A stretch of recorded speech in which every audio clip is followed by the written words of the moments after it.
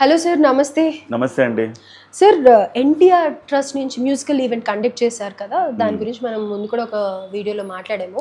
అయితే ఇక్కడ పవన్ కళ్యాణ్ గారు 50 lakhs ఇవ్వటం ఒకటి, and at the same time ఏదైతే వైఎస్ఆర్సీపీ వాళ్ళు ఎక్స్పెక్ట్ చేస్తున్నారో అది జరగకుండా అక్కడ చంద్రబాబు నాయుడు గారు, లోకేష్ గారు, పవన్ కళ్యాణ్ గారు కలిసిపోయి నవ్వుతూ సరదాగా ఉండటం చూసి కొంచెం ఓర్చలేకపోతూ ఉన్నారు.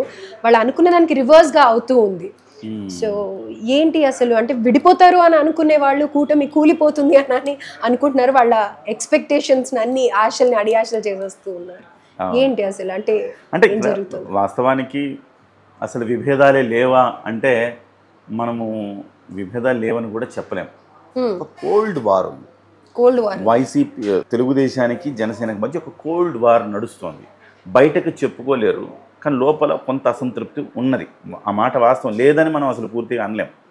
ఎందుకు అంటే సహజం, అది ఏ రెండు పక్షాలు కలిసినా కానీ సహజంగానే ఉంటుంది కదా. అది ప్రభుత్వంలో మనం గతంలో కూడా చాలా చూస్తే ప్రభుత్వంలో రెండు బలమైన పక్షాలు అయినప్పుడు ఒకళ్ళ పట్ల ఒకళ్ళకి కొంత అసంతృప్తి కూడా ఉండడం అనేది సహజం. అది అలాంటి పరిణామాల్లో ఈ మధ్య కాలంలో పవన్ కళ్యాణ్ గారు కాస్త దూకుడుగా వ్యవహరించడం, అనిత విషయంలో, హోంమంత్రి విషయంలో ఆయన చేసిన వ్యాఖ్యలు కావచ్చు, టీటీడీ విషయంలో ఆయన చేసిన వ్యాఖ్యలు కావచ్చు, క్షమాపణ చెప్పాలని ఆయన అడిగిన తీరు కావచ్చు, ఇవన్నీ కొంత తెలుగుదేశం పార్టీలో అసంతృప్తికి దారితీసాయని చెప్పాలి. దానికి కౌంటర్గానే ఇవాళ పవన్ కళ్యాణ్ గారు మాత్రమే కాకుండా డిప్యూటీ సీఎంగా లోకేష్ కూడా ఉండాలి అన్న ఒక ప్రతిపాదన తెర మీదకి తెచ్చారు. తద్వారా పవన్ కళ్యాణ్ దూకుడికి కళ్ళెం వేయాలని వాళ్ళ ఉద్దేశం. సో నిజంగా లోకేష్ గారిని డిప్యూటీ సీఎం చేయాలని కాదు, అలా చెబితే పవన్ కళ్యాణ్ని డైల్యూట్ చేసే ఒక ప్రక్రియ మనం మొదలు పెడితే పవన్ కళ్యాణ్ గారు అర్థం చేసుకొని స్లో అవుతారు అనేది వాళ్ళ వ్యూహం అనమాట. ఒక రకంగా ఆ వ్యూహం ఫలించినట్టుగా కనబడుతోంది. ఈ మధ్యకాలంలో పవన్ కళ్యాణ్ గారు అది అంటే బేసికల్గా ఆయన వెన్ను నొప్పితో ఆయన రెస్ట్ తీసుకుంటున్నారు. సో ఆయన రెగ్యులర్గా దాదాపు 15-20 రోజుల నుంచి ప్రభుత్వ కార్యక్రమాల్లో లేరు. ఆయన ఒక కారణాలు ఏమైనా గబుక్కను మనం ఒకసారి ఆలోచిస్తే ఈ డిప్యూటీ సీఎం వ్యూహం తర్వాత పవన్ కళ్యాణ్ గారు ఏమన్నా దూకుడు తగ్గించారా అని కూడా అనిపించక మానదు. సో ఓవరాల్గా చూస్తే వైసీపీ అనుకున్నది, పవన్ కళ్యాణ్ గారు అలిగారు, క్యాబినెట్ సమావేశానికి రాలేదు, ఆ తర్వాత క్యాబినెట్ సమావేశాలు కార్యదర్శులతో మంత్రులతో సమావేశం నిర్వహించారు చంద్రబాబు గారు, దానికి కూడా డుమ్మా కొట్టారు. డుమ్మా కొట్టడమే కాదు, అదే రోజు సాయంకాలం మళ్ళీ ఆయన కేరళ బయలుదేరి వెళ్ళారు. సో నిజంగా ఆయనకు ఆరోగ్యం బాగానే ఉంది, కేరళకి వెళ్ళి తిరుగుతున్నారంటే ఆరోగ్యం బాగానే ఉంది కదా, మరి అటువంటిప్పుడు ఎందుకు ఎగ్గొట్టారు? సో పవన్ కళ్యాణ్ గారు అలిగారు, రేపో మాపో ఈ బంధం బ్రేక్ అవ్వటం ఖాయం. ఇది వైసీపీ వాళ్ళ ఆలోచన. చాలా ఆనందపడ్డారు వాళ్ళందరూ కూడా. కానీ వాళ్ళ ఆశలు అడియాశలయ్యాయి మీరు అన్నట్టు. సో ఎందుకు అంటే పవన్ కళ్యాణ్ గారు మళ్ళీ వచ్చి నిన్న కార్యక్రమంలో పవన్ కళ్యాణ్ గారు వాళ్ళ మధ్య జరిగిన సంభాషణలు కానీ వాళ్ళ మధ్య గెస్చర్స్ కానీ వాళ్ళు ఏం మాట్లాడుకున్నారో మనం చూడలేం, కానీ ఒక ఇద్దరు క్లోజ్గా ఉన్నారని అయితే మనం దూరం నుంచి అబ్జర్వ్ చేయగలుగుతాం కదా. పవన్ కళ్యాణ్, చంద్రబాబు నాయుడు ఎడముఖం పెడముఖంగా ఉన్నారా, లేకపోతే కలిసి సరదాగా ఉన్నారా, ఇద్దరు చాలా మంచిగా ఒక జట్టుగా ఉన్నారని అయితే మనం చెప్పగలుగుతాం కదా దూరం నుంచి కూడా. సో నిన్న ఆ కన్సర్ట్లో మనం చూసినప్పుడు మనకు కలిగిన అభిప్రాయం ఏంటంటే వీళ్ళిద్దరు చాలా అన్యోన్యంగా ఉన్నారు. సో పవన్ కళ్యాణ్ గారి పట్ల చంద్రబాబు నాయుడు గారు, చంద్రబాబు నాయుడు గారి పట్ల పవన్ కళ్యాణ్ గారు చాలా చాలా ఒక విధేయతతో లేకపోతే ఒక ప్రేమతో అభిమానంతో ఉన్నారని తెలుస్తోంది. అలాగే లోకేష్, బాలకృష్ణ కూడా వాళ్ళు ఒకళ్ళ గురించి ఒకళ్ళు స్టేజ్ మీద మాట్లాడిన మాటలు కూడా అలాగే ఉన్నాయి. ముఖ్యంగా పవన్ కళ్యాణ్ గారు 50 లక్షల రూపాయల విరాళం ఎన్టీఆర్ ట్రస్ట్కి ప్రకటించడం కూడా ఒక రకంగా చాలా హైప్ తెచ్చింది కార్యక్రమానికి అని చెప్పాలి. సో ఇవన్నీ ఒకసారి చూస్తే నిజంగానే వైసీపీ ఆశలు అడియాశలే అయ్యాయి అని మనం భావించాలి.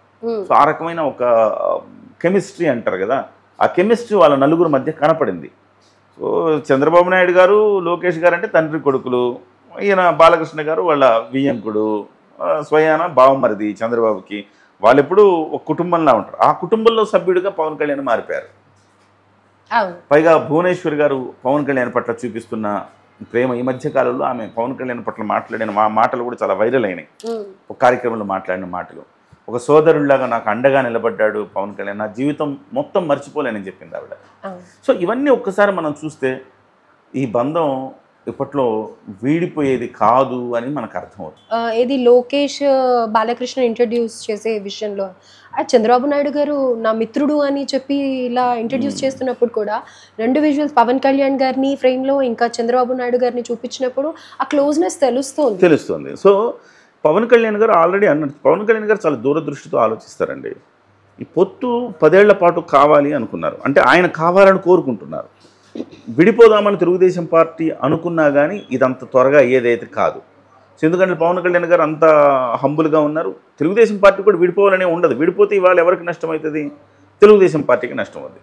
విడిపోవాలని ఎప్పుడైతే ప్రయత్నం చేసి కావాలని పొమ్మనకుండానే పొగబెట్టింది అనుకోండి పవన్ కళ్యాణ్ గారికి, అది ఖచ్చితంగా తెలుగుదేశం పార్టీకి మైనస్ అవుతుంది. ఆ విషయం తెలుసు చంద్రబాబు నాయుడుకి కూడా.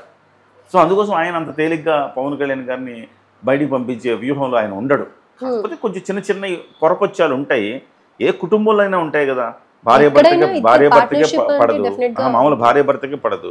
వ్యాపారంలో 2 పార్ట్నర్స్ ఉంటే చిన్న చిన్న ఇష్యూస్ వస్తూ ఉంటాయి. అట్లానే ప్రభుత్వంలో కూడా 2 భాగస్వామి పక్షాల మధ్య ఇష్యూస్ రావడం అనేది సహజమే. పైగా పవన్ కళ్యాణ్ లాంటి దూకుడైన నాయకుడు.